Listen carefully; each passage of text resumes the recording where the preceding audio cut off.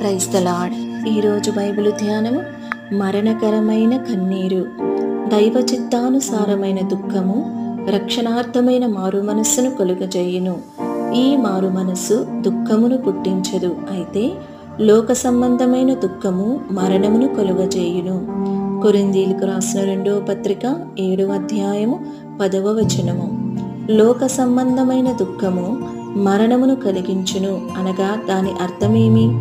ఇచ్చట మరణము అను పదమునకు 2 అర్థములు కలవు.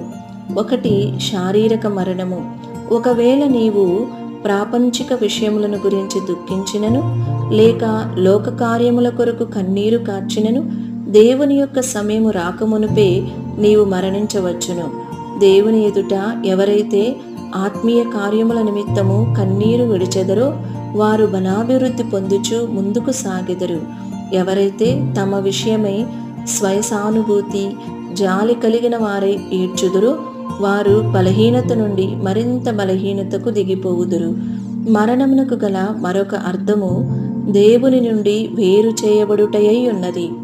ఒకవేళ నీవెల్లప్పుడూ ధనము కొరకు, ఉద్యోగము కొరకు, ఒక కారు కొరకు, లేక ఇల్లు కొరకు దేవుని ఎదుట ఏడ్చుచూ ఉండిన యెడల నీవెంత అధికముగా ఏడ్చెదవో అంత అధికముగా దేవుని నుండి దూరము చేయబడుదువు. నీ కన్నీరు కేవలము నిన్ను వెనుకబడిన వానిగా చేయును. శారీరకముగాను ఆత్మీయముగాను క్రమక్రమముగా దిగజారిపోగుదువు. అయితే దైవ చిత్తానుసారమైన దుఃఖము రక్షణార్థమైన మారు మనస్సును కలుగజేయును. ఇతరులు నిన్ను నిరాకరించినప్పుడు, నిన్ను నిందించినప్పుడు, నీ గురించి చెడుగా మాట్లాడినప్పుడు, లేక నిన్ను అణిచివేయునప్పుడు నీవు ఏడ్చిన ఎడల అట్టి దుఃఖములు కూడా పాతాళపు దుఃఖములని పిలువబడుచున్నవి. కీర్తనల గ్రంథము 18వ అధ్యాయము 5వ వచనము ఆంగ్లములో. పాతాళములో జనులెందుకు ఏడ్చుచున్నారు? అది పశ్చాత్తాపము నుండి వచ్చినది కాదు, అది స్వయ సానుభూతి నుండి కలిగినదే. భూమి మీద నున్న కాలములో నీవు స్వయ సానుభూతిలో ఏడ్చిన యెడల నీవు మరణించేటప్పుడు కూడా స్వయ సానుభూతితోనే మరణించుదువు. కాబట్టి జనులు నిన్ను హింసించుచున్నప్పుడు, నిందించినప్పుడు, అబద్ధముగా నీ మీద చెడ్డ మాటలల్లా పలుకునప్పుడు పరలోకమందు నీకు ప్రతిఫలము అధికమగునని గ్రహించి సంతోషించి ఆనందించవలెను. ప్రియమైన దేవుని బిడ్డ, పాతాళము యొక్క దుఃఖములు నిన్ను ఆవరింపనీయకుము.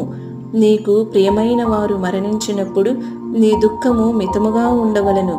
నిరీక్షణ లేని వారి వలె దుఃఖములో మునిగిపోకూడదు. ఇహలోకములోని వ్యర్థమైన వాటి కొరకు నీవు కన్నీరు కార్చుకుము. భూ సంబంధమైన అంతస్తులు, ఆస్తులు, గౌరవము మరియు మహిమలు మొదలగునవి కోల్పోయినప్పుడు దాని నిమిత్తము నీవు ఏడవకుము. అట్టి సమయములందే మనము ప్రభువునందు సంతోషించి ఆనందించవలెను. దేవుని ఎడల నీకు గల ప్రేమకు అది పరీక్షయ్యున్నది. ఆ పరీక్ష అయిన పిమ్మట దేవుడు నీకు మిక్కిలి గొప్ప ఆశీర్వాదము అనుగ్రహించబోచున్నారు.